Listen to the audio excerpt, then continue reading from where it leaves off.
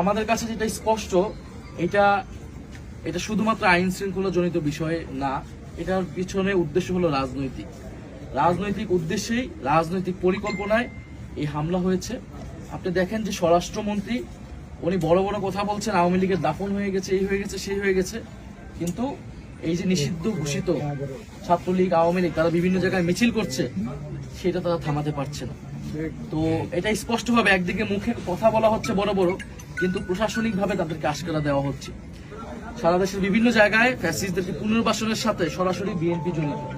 তারা বিভিন্ন জায়গায় 5ই আগস্টের পরে মামলা বাণিজ্য করেছে, মামলা দিয়েছে, সেই মামলার ভয় দেখিয়ে তাদেরকে এক ধরনের ব্ল্যাকমেইল করেছে, তাদের ভোট নিয়েছে, তাদের থেকে টাকা পয়সা নিয়েছে এবং তাদেরকে এখন সন্ত্রাসী কার্যক্রম করাচ্ছে। ফলে এখানকার যে স্থানীয় এমপি, আমরা মনে করি এটা তারও দায় এবং তার এখানে সংশ্লিষ্টতা আছে কিনা এটাও খতিয়ে দেখতে হবে। এবং সেইটা আসলে এই সাভার মডেল পুলিশ থানা মডেল পুলিশ কতটুকু পারবে এটা আমরা নিশ্চিত নই। পূর্ব নির্ধারিত পদযাত্রায় ন্যাক্কারজনকভাবে বোমা হামলা হয়েছে পরিকল্পিতভাবে, এবং আমরা মনে করি হত্যার উদ্দেশ্যেই এই ধরনের হামলাগুলো হয়েছে। এবং আমরা থানায় এসেছি, থানার দায়িত্ব ছিল, এখানকার পুলিশ প্রশাসনের দায়িত্ব ছিল এখানকার একটা রাজনৈতিক কর্মসূচিকে সম্পূর্ণভাবে নিরাপত্তা দেওয়া। আমরা মনে করি তারা সেটা নিরাপত্তা দিতে ব্যর্থ হয়েছে। তারা বলছে তারা তাদের জায়গা থেকে চেষ্টা করেছেন এবং সেটার জন্য তারা দুঃখ প্রকাশ করেছেন আজকের এই ঘটনার জন্য, এবং আমরা এটাকে মামলা দায়ের করছি। এবং তারা বলছেন, আমাদেরকে কথা দিয়েছেন যে দ্রুত সময়ের মধ্যে তারা যারা আসামি এটা গ্রেফতার করবেন এবং তদন্ত করে আমাদের ঘটনা উদ্ঘাটন করবেন। কিন্তু আমরা জনগণের কাছে এটা বলে গেলাম, আমরা আমাদের আনুষ্ঠানিক যে কার্যক্রম, আইনি কার্যক্রম আমরা সেটা এখানে করলাম, কিন্তু আমাদের রাজনৈতিক প্রতিরোধ এটার বিরুদ্ধে থাকবে।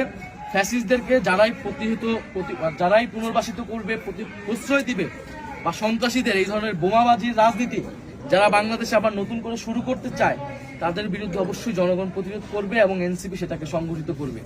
এই সাভারে আপনারা জানেন প্রচুর ছেলে মেয়ে আহত হয়েছিল জুলাই গণঅভ্যুত্থান। আজকে একজন শহীদের বাবা কিন্তু আহত হয়েছেন আমাদের এখানে কর্মসূচিতে এসে।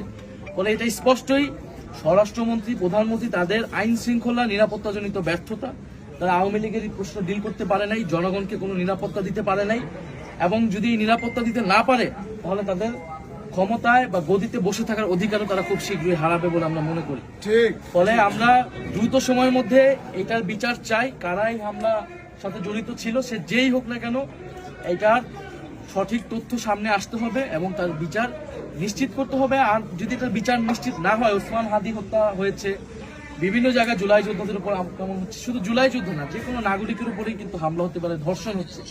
মানুষের নিরাপত্তা যদি নিশ্চিত না হয়, মানুষের সরকার অলরেডি জনগণের আস্থা